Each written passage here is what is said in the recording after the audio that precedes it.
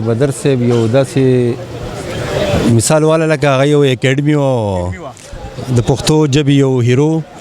او د پښتو یو ونه وه کومه چې زیلې خورې کړلي هغه داسې یو سړی زه به تاسو ته شارټ کټ وایم نور تاسو یې زما نه ښه پېژنئ لکه ماله نه دي په کار چې زه یم دغه صفت کوم خو تاسو ته پته ده هغه داسې یو سړی و چې لکه د هر چا په زړه کې هغه ځای جوړ کړی دی د پښتو سره یې مینه وه د پښتون سره یې مینه وه د خپل سید منیر هم کار کړلی زما ورور خو هغه بیا بس کړو دلبر منیر لګیا دی خو اصل خبر دا ده چې لکه مونږ زما والد صاحب هم نه غوښته چې تاسو په فلم کې کار وکئ ځکه ښه کار کړی و بیا داسې نه بیا کار لکه هغه شنرانه شي هغې یې نوم جوړ کړی و د هغه نوم مزید مونږ چې لکه ښه کولی نه شو نو خرابولو طرف ته بوتلنې دي په کار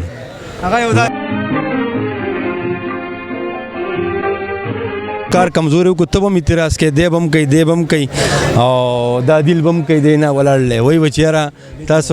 تاسو خپل پلار نوم خراب کوم اوس هم ښه فلمونه جوړېږي ښه اداکاران دي زموږ وروڼه دي هغه هم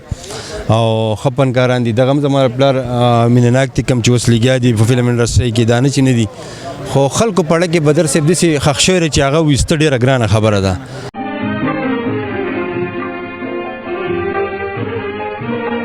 السلام علیکم ورحمۃ اللہ وبرکاتہ قدرمن ودیحان تاسو ګورئ سباون ټي وي دا وخت موجود یم په پېښور کې او نن د خدای بخلي بدر منیر صاحب شپاړسمه کلیزه مناویږي په دغه لړ کې دا خدای بخلي بدر منیر صاحب پرزن عقل منیر ما سره ولاړ دی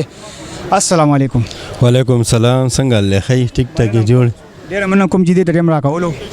ډېره مهرباني ادر راته ووایه د بدر صاحب په حواله به مطلب څه ویل غواړئ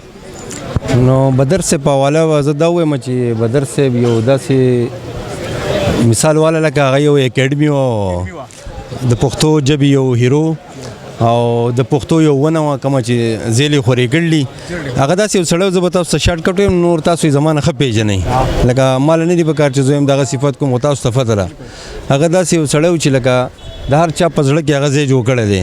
د پښتو سره یې مینه وه د پښتون سره یې مینه وه د خپلې پښتو خاورو سره یې مینه وه او د خپل پښتون قوم سره یې مینه وه دا راته ووایه دغه کورنۍ کې مطلب یو خو ستاسو د دلبر منیر ورور دی بل ستاسو دغه مطلب نور دی کې څوک دې کې د سید منیر هم کار کړلی زما ورور خو هغه بیا بس کړو دلبر منیر لګیا دی خو اصل خبر دا ده چې لکه مونږ زما والد صاحب هم نه غوښته چې تاسو په فلم کې کار وکئ ځکه ښه کار کړی و بیا داسې نه بیا کار لکه هغه شنرانه شي هغې یې نوم جوړ کړی و د هغه نوم مزید مونږ چې لکه ښه کولی نه شو نو خرابولو طرف ته بوتلنې دي په کار هغه یو داسې سړی و چې هغه ډېر ملنګ کول څه ګران نه دي نو څه مسله نشته چې کله مونږ غواړو مونږ کولی شو خو نه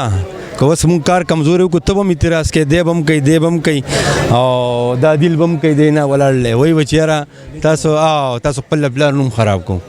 نو کو ښه کار وکړي جو خراب کو ښه دې ونه کړو د هغه نوم ورسره مزید دغه کېږي زه ښیم چې دا پښتو انډسټري کوم دا په هغه باده وه ختمه به هم په هغې ځکه چې نن سبا کوم مطلب فلمونه جوړېږي کم دغه کېږي نو مطلب د هغه په شان نه به څوک راشي او نه راتلی شي بالکل جی اوس هم ښه فلمونه جوړېږي ښه اداکاران دي زموږ وروڼه دي هغه هم او ښه فنکاران دي دغه هم زما پلار مینه ناک دي کوم چې اوس لګیا دي په فلم انډسټرۍ کې دا نه چې نه دي خو خلکو په اړه کې بدر صاحب داسې ښخ شوی دی چې هغه ویسته ډېره ګرانه خبره ده او دغه ځای نیوه چې خلک چې نن څوک مړ شي سبا له د خلکو یېري دا شپاړسم کال دی ورځ تر ورځ هغه ښه زیاتېږي او کمیږي نه نو بس دا د خلکو مینه ده د پښتنو مینه ده او د خاص کر د پېښور مردان والا چارصدک واټ زموږ ټول کې پی کې چې دوی مینه ده په دې کې ټول پاکستان والا ورسره مینه ده نو دغه نوم نه ختمیږي جی نه ختمیږي ته موږ ویل منیر صاحب یو د پښتو یو دغه کلچر دی